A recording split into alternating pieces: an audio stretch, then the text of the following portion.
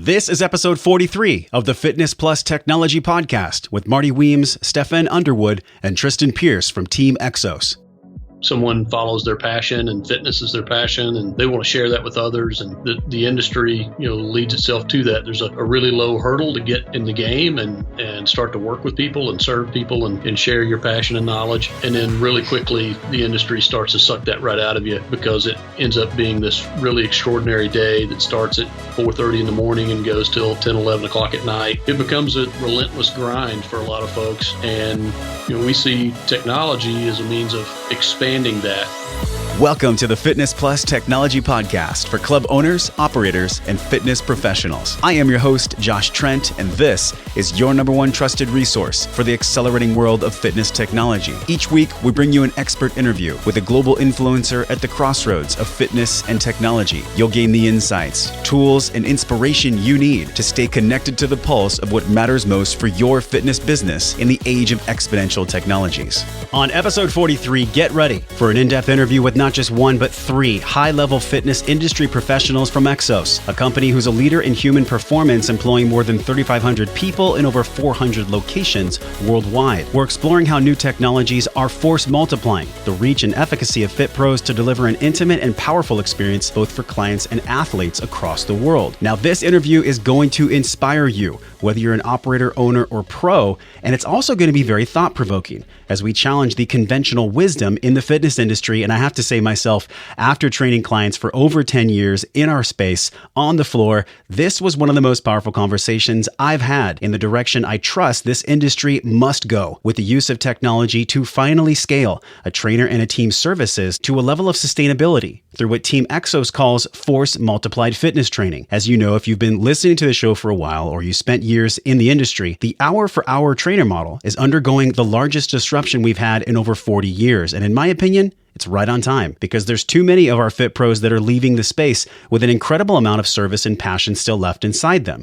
This technology we're discussing today has that power and potential to shift the service model upside down and radically transform how our industry grows. You'll learn what force multiplication means to fitness, how technology can actually multiply a fit pro and club service to our clients, how to harness this mobile tech and cloud-based service, and why the future of sustainable excellence in our industry lies within the data sets that we're talking about in depth today on the show. Just how much time do we have until that dream dashboard comes to fruition, including all the biomarkers, activity with machine learning and AI coaching combined with the irreplaceable human connection from a fitness professional really breaks ground in our space? The answer to that question and much more takeaways for club owners, operators, and fitness pros in this episode with Marty Weems, Stefan Underwood, and Tristan Pierce on the Fitness Plus Technology Podcast. Today on the podcast, we're talking with three high-level fitness industry professionals from EXOS about how new technologies are force multiplying the energies and talents of coaches and trainers to deliver an intimate and powerful experience for clients and athletes across the world. Team EXOS focuses on proactive health and performance for elite athletes, the military, and businesses.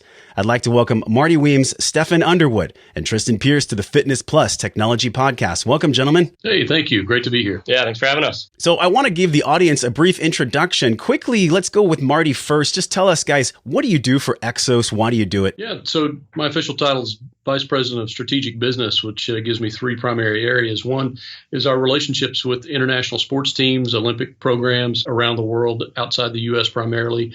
Also, as we look to expand our physical footprint with partnered facilities with investors in foreign countries in those foreign markets, as we begin to explore that, I'm leading that area. And then the third area that gets a large amount of my time is our external education that's available to the market, which is heavily international. Run a good number of events here in the States at our facilities. The majority of those events and attendees are actually international, foreign markets in places like China, Germany, and actually this coming week, Russia will have our first event in Moscow. And we are very excited to learn about what's going on across the globe. Stefan, can you share with us what you do for EXOS? Absolutely. So my official title would be Director of Continuous Improvement. That sits within what is called our Performance Innovation Team. I'm responsible for internal education. Having said that, we called it continuous improvement for a reason, and it's looking at more of a culture of continually improving as opposed to just individual one-off upgrades. I handle everything internally to make sure that we scale our system and our human performance philosophy across every corner of our company, many of which you mentioned on the intro into this podcast, right? So from our tactical environment to sport model to what we call works or corporate wellness. And we're excited to explore the human performance technology segment later on in the show. Tristan, can you share with us quickly what you do inside EXOS? Absolutely. So I sit on the performance innovation team with Stefan and a lot of other awesome folks. And my primary job function is to help design different solutions for our company. So whether that's leveraging technology, whether it's talking about a program or service that a staff or practitioner that we have delivers to our members, I get to help work with a lot of really great people and design how those solutions come to life. Marty, let's talk a little bit about what force multiplication actually means, how technology can multiply a Fit Pro's service to clients as well as the club's service to their clients. How can they harness this mobile tech, AI, machine learning, and cloud-based services? But before we go there, can you paint us a quick picture about the future of sustainable excellence in the industry? We know it has a lot to do with the data sets that Fit Pros are using, but a lot of these fitness professionals that start their journey might have big dreams, getting a certification from, one of the top 5 in our industry. And in the first few years, they can experience quite a bit of burnout. In those first 1 to 3 years, many rookie trainers thought it was going to be something much different than what the landscape actually produced. Can you expand upon this, where fitness pros are coming into an industry that at times might feel anticlimactic for them? Oh, yeah. It's often it's a classic case of, someone follows their passion and fitness is their passion and they want to share that with others. And, the industry, leads itself to that. There's a really low hurdle to get in the game and start to work with people and serve people and share your passion and knowledge. And then really quickly, the industry starts to suck that right out of you because it ends up being this really extraordinary day that starts at 4:30 in the morning and goes till 10, 11 o'clock at night. And there's these weird pauses in the middle. And are your clients here today? Are they not here today? I'm limited by my equipment and the 4 walls around me or the gym that I'm a part of. It becomes this relentless grind for a lot of folks. We see technology as a means of expanding that and expanding the reach, expanding the ability to impact more people, be that within a large organization like ourselves, as well as for the individuals as personal trainers, as well as in small, medium-sized, even large clubs. And I think a lot of the pain points that fitness professionals experience in the industry is what a lot of clubs call a race to the bottom, where they want to get the cheapest possible monthly dues for the fitness facility. This essentially makes trainers burn out. Marty, I'd love for you to talk about this one piece, because then I think the audience can understand why this race to the bottom really doesn't apply in the age of technology. Yeah, so it's a great comment, and you see it over and over again. Everyone's trying to get that monthly recurring dues. And, if they're not coming through and giving you that credit card for a 3-year commitment, you lower the price until they start showing up. Well, of course, that squeezes the margins for the club. And the only place the club can make that up is by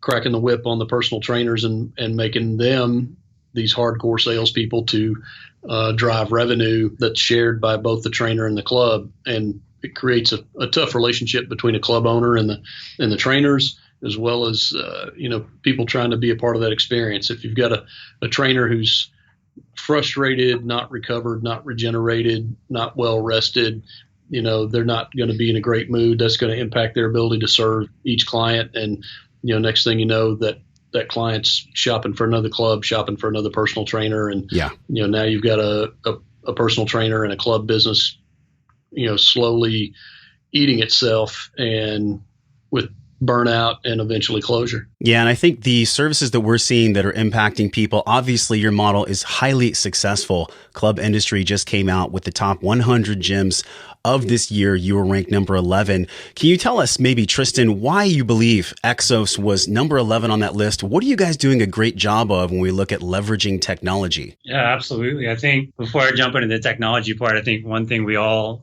always like to call out is our most valuable resource has always been and will always be our practitioners. So one reason we're, near the top of the list is because we have great people, right? They do a great job of creating a great experience for anybody that we interact with.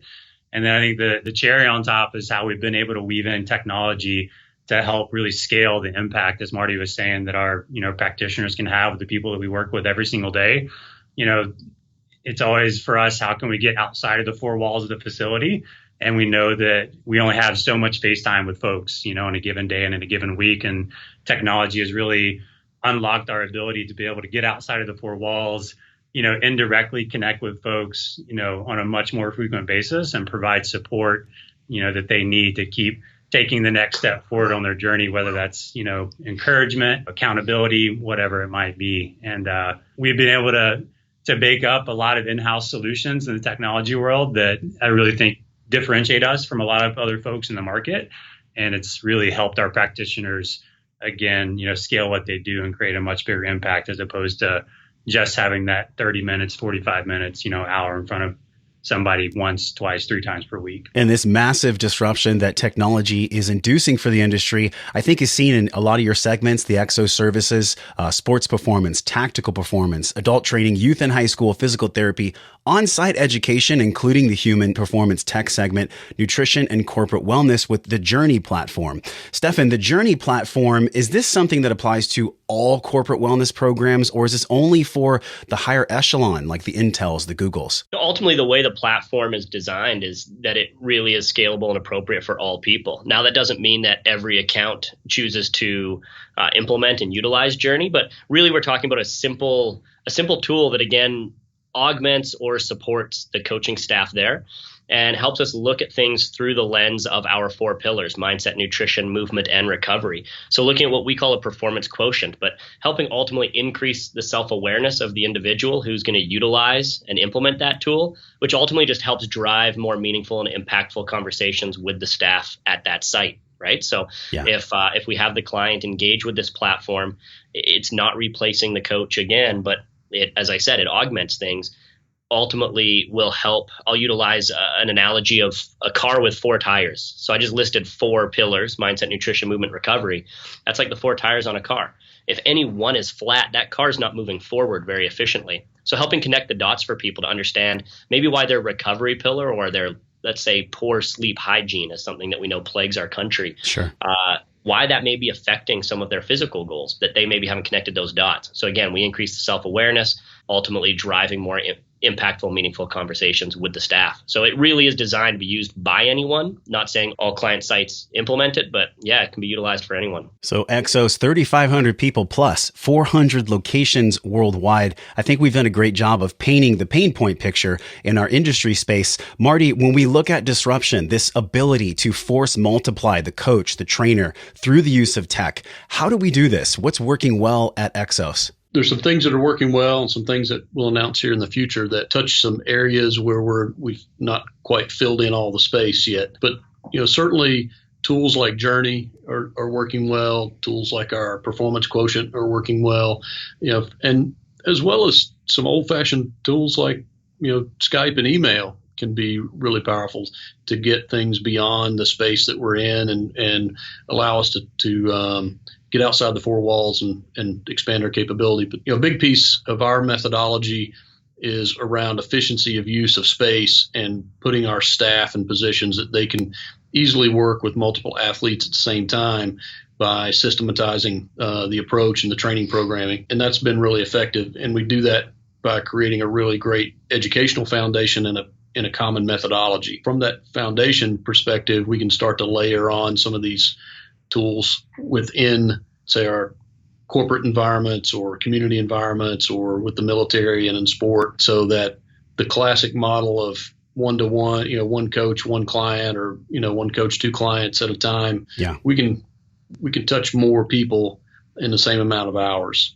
Using not just one of these tools, but when you bring different ones together at different times in different populations. So, Marty, the interesting point when you talk about servicing using technology outside the 4 walls is that on a previous discussion, you mentioned that less than 10% of EXOS business actually exists within the 4 walls of clubs.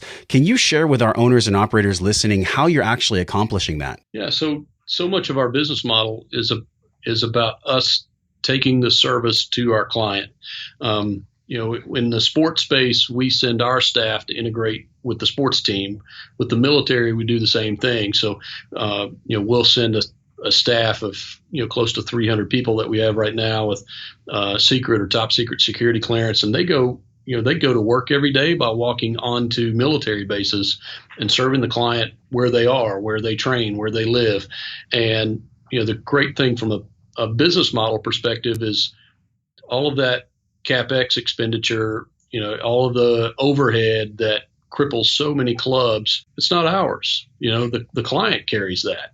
So it turns the traditional business model kind of on its head, and we're able to focus on, one, the service being fantastic.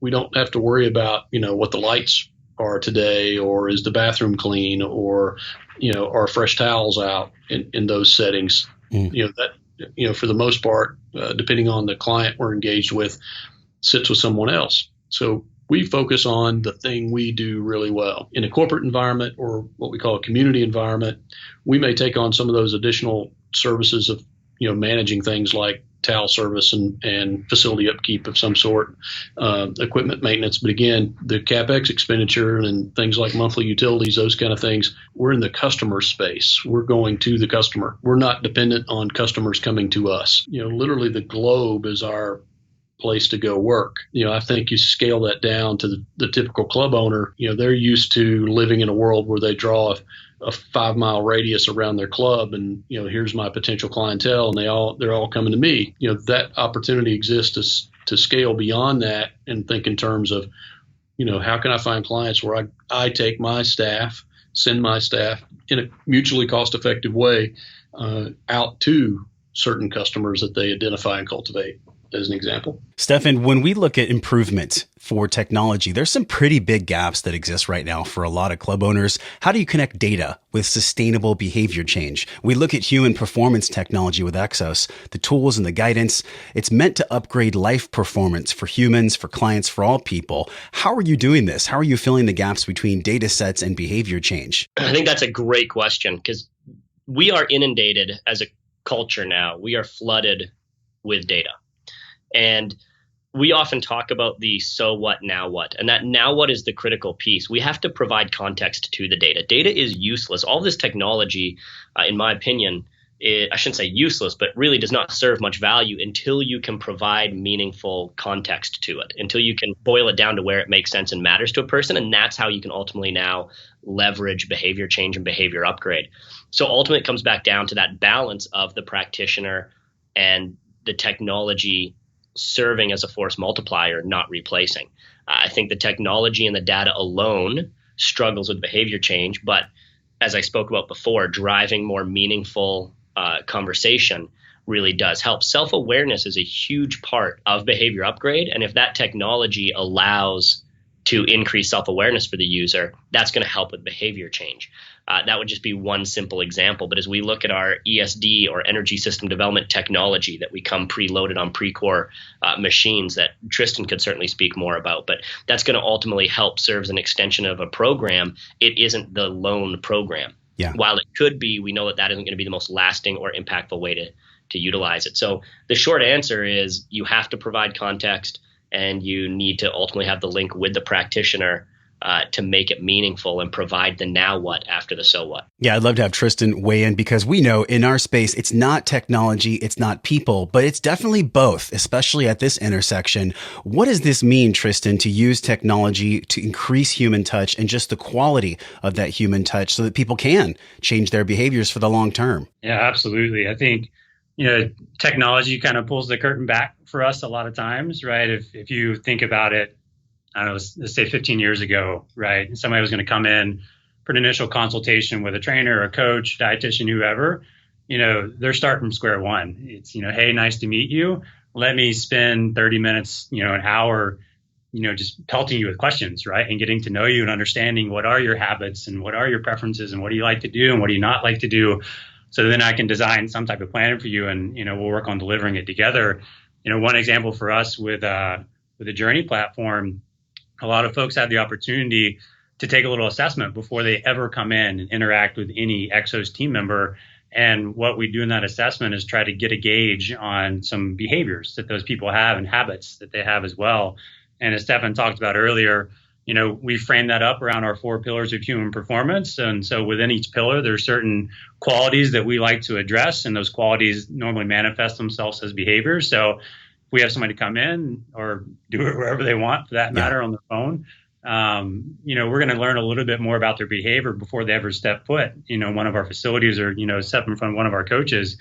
And all of a sudden, technology allows us to get a lot of meaningful insights about that person before we've ever had a conversation.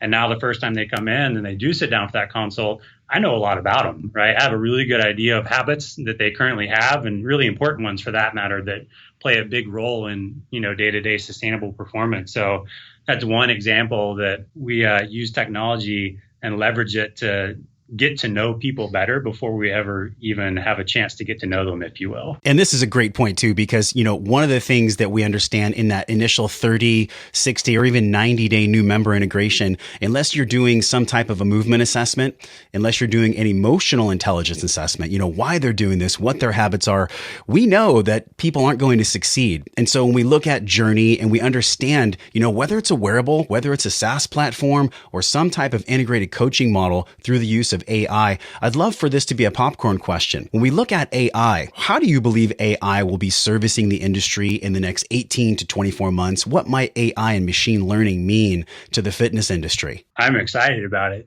That's what I'll say first. We are actively partnering with, companies to try to answer that question and figure out what does that mean. Stefan nailed it earlier when he said, so what, now what? Yeah. How can we leverage AI and machine learning to take all this data around folks and, if you will, put a coach in somebody's pocket, right? If you're walking down the street and we know a lot about you, this, artificial intelligence engine does, and you walk past this restaurant and it knows that you're walking past it, all of a sudden it shoots you a notification and says, hey, Marty, this restaurant has some great meals. It's got a great menu that are really suited towards your goals, right? It's lunchtime, you're walking by it. Think about checking it out, right? That's a really detailed example, but that's where we want to head for it. And, that's one way that we can see AI coming to life, is that let's learn as much as we can about you. Let's bake in some methodology that, we've cultivated over the past 17 years on upgrading behavior and driving sustainable change. And if we mesh that and we learn about people, all of a sudden we can, design and deliver all types of solutions to folks, whether it's pushing them towards a restaurant because of a menu item, it's pushing them towards a movement screen because of a doctor's they just had and they had low back pain. I mean, really, the sky's the limit. We always kind of talk about meshing it with Google Now and Amazon, of these two just behemoths of creating, a really intelligent prescription engine for folks and meshing it up with this amazing marketplace of human performance to ultimately drive the best outcomes possible. That's blue sky for us, and that's what we're actively working towards. So, what it looks like in the next 18, 24 months, I think it'll be a slow crawl to begin with, but as soon as some technological pieces get unlocked for us, I think it's off to the races.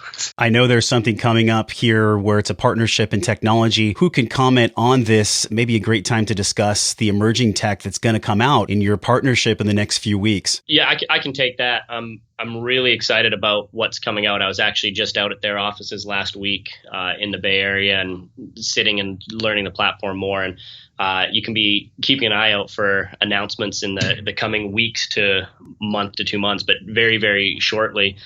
Very excited about looking at a digital platform that can, again, expand outside our walls and increase our touch. So serve as, we've used that term force multiply a few times, but as we look at this platform, the ability for it to house daily training readiness questionnaires. So the client, before they even wake up, they're able to fill in a questionnaire and say how they're feeling and soreness ratings, things like that. And that's going to shoot to the coach before they see them so they can make modifications. Housing their program within their mobile device. So linked to our movement library, an ability for a client to be able to see video demos of what they're doing, see sets and reps. But I mean, we're even talking about then complex algorithms to help constantly be updating estimated 1 rep maxes, tracking loading parameters, manipulating those loading parameters, all this in one very clean package. So now as we start thinking a few different examples, right? I'll give you an example. I currently am fortunate enough to work to serve an athlete that is an international competitor in her sport.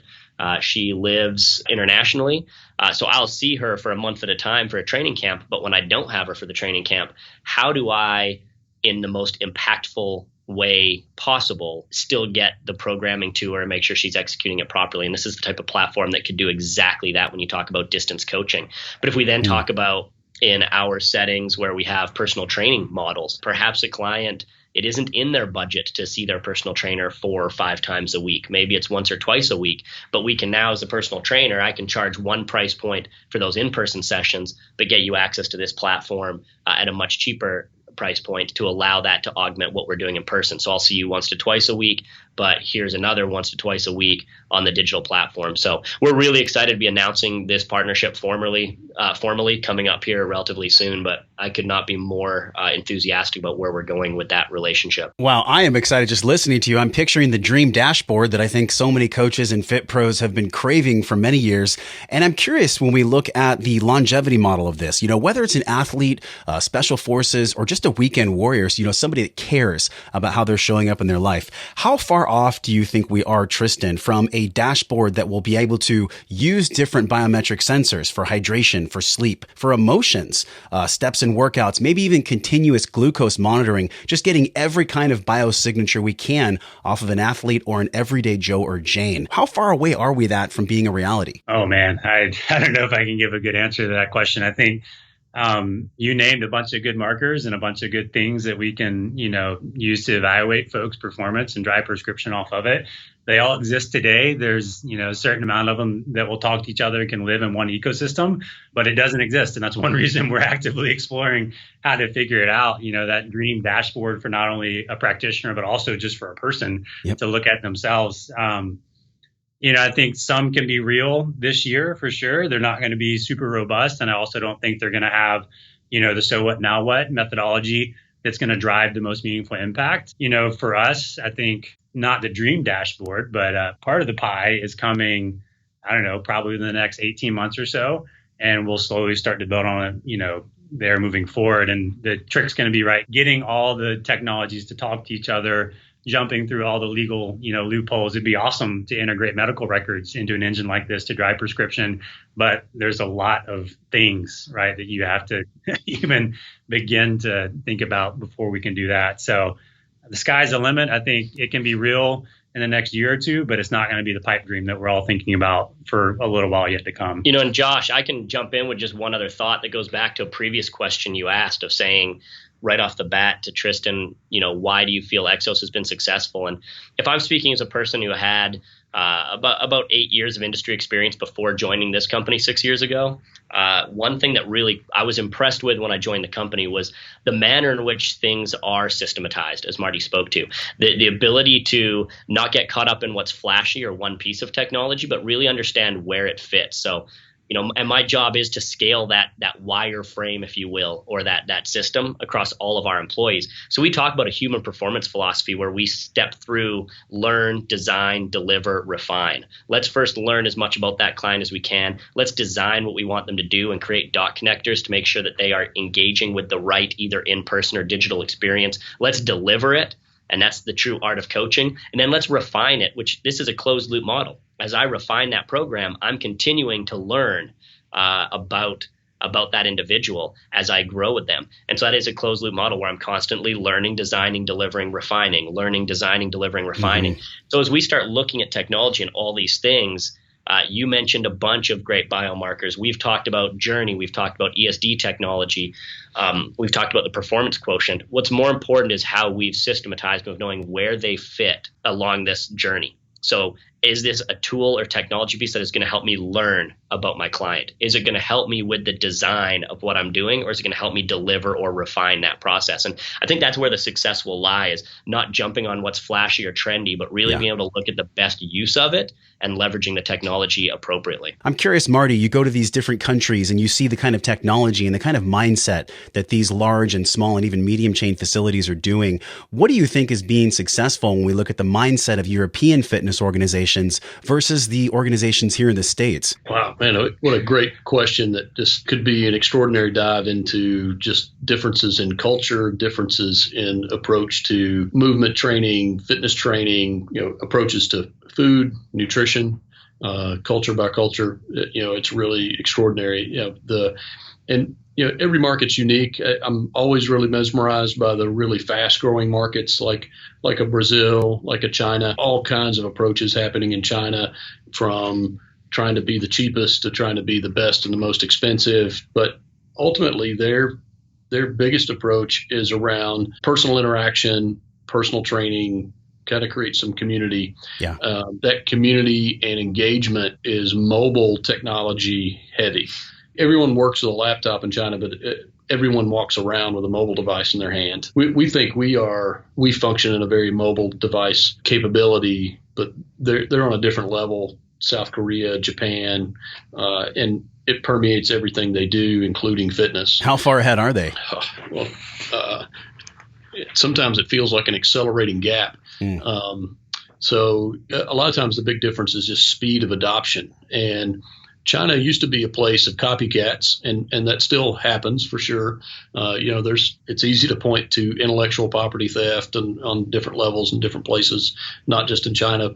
But as a culture, they're becoming greater and greater innovators. They're seeking education at some of the best programs around the world, best universities around the world, not just here.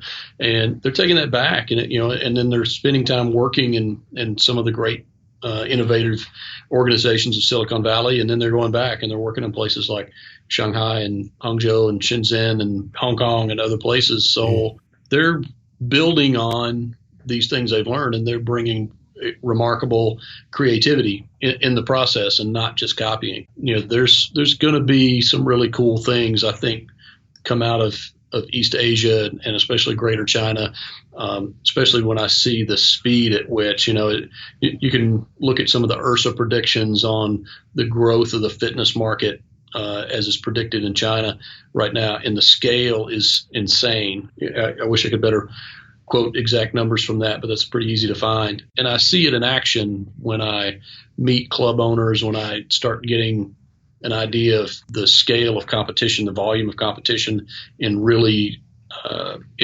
population dense environments. And that density of competition actually fosters extraordinary creativity in order to be able to compete. And so you kind of see some cool and aggressive approaches to how they compete for that business. Thank you so much for sharing that, because we have a lot of high-level executives in our industry that listen to the show. And I'm sure these facilities that exist overseas, not just in the United States, they're doing things quite differently. And that's what I'm hearing from you. And it's really around a mindset approach. I'm curious, when we look at actionable steps for our club owners listening, could we go down the line starting with Stefan? Just give us one tip or one actionable thing a club owner can do to start to force multiply and really use technology to serve their staff, serve their customers, and scale their business. Well, I'm the old school coach who still firmly believes in people and connections between people. And so one of the elements within our human performance philosophy that we've authored is really talking about understanding member segmentation. So as we start looking at different generations, some are going to engage technology different to others. So I think the first actionable step is to have a very honest appraisal of who your primary demographic is that you're trying to market to. My 72-year-old mother utilizes personal trainers and is incredibly fit. She's fantastic. She does not want to engage in technology the way I do. But having said that, it doesn't mean technology is useless in that environment. Yeah. It means that technology is a tool to the coach, and then the coach is the forward-facing delivery mechanism of that. So it doesn't mean you can't leverage technology, but you have to understand what to do. So I'd actually say the first tip is to go through and understand your member segmentation, percentages from different age ranges. Are they active aging? Are they youth athletes? Where do they feel? And I think that's going to be the first part in deciding how you want to leverage technology. What do you think, Tristan, about leveraging tech, force multiplying what trainers and fit pros are doing? I think I would echo really similar thought that Stefan had, but probably go a little bit more granular to the member level, in the sense of, we all know to drive sustainable, impactful change for folks, you have to address upstream behaviors, right? If you do that, downstream things will start to shift in the right direction. So how can you leverage technology to better understand who a person is across, a lot of different critical behaviors that are important to human performance? So I'd say for fitness professionals, if you can leverage technology to deliver some type of assessment to really understand who a person is and, what these crucial habits are. That's going to enable and empower you as a coach, as a practitioner, to really design and deliver the best program possible that will create sustainable change. And we as well know, right, if people feel it and they see the benefits and things start to head in the right direction, loyalty goes up, trust goes up, they're going to come back and they're going to want to know more. And there's a really good chance if they're feeling good, experiencing good things, they're going to start to tell their friends as well. Marty, traveling the globe, you see a lot of different cultures, as you mentioned, a lot of different mindsets too, in regards to fitness and tech. What do you believe is possible for the industry now as we stand at this powerful intersection of fitness and tech? And also maybe one thing for a club owner to do to leverage their presence with the use of technology. I'll answer the second one first there in terms of, what to do is, one, embrace technology and find the tool or few tools that can work for you, and then execute on those. So often it comes down to simple things done savagely well, and not getting lost in 500 different evaluation and programming tools. But pick your angle, pick your approach, pick your methodology, find the tools that work well with that, and go forward with it. Do the things that get the job done each day. Execute forward. Now, I believe an easy trap to fall into around technology as we integrate more and more technology into the relationship between the club and the client, fitness trainer and the client, the danger of disconnecting on a personal level. And I see consistently the ones who are going to be, and I see this both in the States as well as internationally, when there's opportunity for the human interaction, it needs to happen as part of a great relationship, and it's simple, old school customer service, enthusiasm, make it a great personal experience, make it a great part of being a part of something bigger, and just make it feel good, make it emotionally feel good. So as that technology approach is evolved, developed, deepened, more deeply integrated, at the same time, take time to think about how do we as people engage our clients as people around things like emotional intelligence and just simple enthusiasm. And I'm excited you're here, and I want you to have a good time while you're here. I love this. Yeah. You bring up such salient points. One of my favorite conversations we've had on the show. It is not just about the tech. It is not just about the people. We live in a completely exponential time. Gentlemen, what a great conversation. We can learn more about you at teamexos.com. Stefan, Marty, Tristan, thanks so much for coming on the show. Thanks for having us. Team EXOS reminds us that embracing tech is just the beginning to mass adoption and digital transformation. For success, a tech-minded Fit Pro must execute on simple things done savagely well and not allow themselves to get lost in all the noise and programs out there. Marty Weems reminds us that no matter what tech you use, you must do the things that get the job done each day by executing forward. The danger of technology disconnecting us on a personal level is real, but only if we choose to not be mindful and have high integrity behind the usage of fitness tech tools. Team EXOS believes that when there's an opportunity for human interaction in the club, it needs to happen as part of a great relationship with the old school tools like enthusiasm and customer service combined now with some of the most powerful tech tools we've ever seen. To truly force multiply fitness training, it takes both an open mind and a clear vision about what's truly possible when we combine humanity and technology. And with the work of Team EXOS in an industry with a high value on transforming people's health through fitness, there is no doubt that we are on the path to the most incredible transformation in our space. Thank you for listening to the Fitness Plus Technology Podcast. Here's a quick message from Brian O'Rourke. Hello, everyone. This is Brian O'Rourke. Thanks for listening to the Fitness Plus Technology Podcast. I also want to extend our thanks to Josh and the many, many wonderful professionals who've contributed their time and expertise for free for the health club and fitness industry at large. Wouldn't you like your fitness brand, product, or service to be featured on a podcast like this? I know I would. And that's why the Fitness Industry Technology Council, myself, and our companies like Moon Mission Media, Videri Ventures, and Vertimax, among others, have been underwriting the podcast for the last 9 months. Check the show notes for details and consider becoming a sponsor. It's a great way to reach thousands of industry professionals in the fitness and health club space and be a part of educating people on technology adoption and all the opportunities it's going to provide. So please consider joining us here at the podcast, and we look forward to the many series of podcasts ahead. Thanks so much.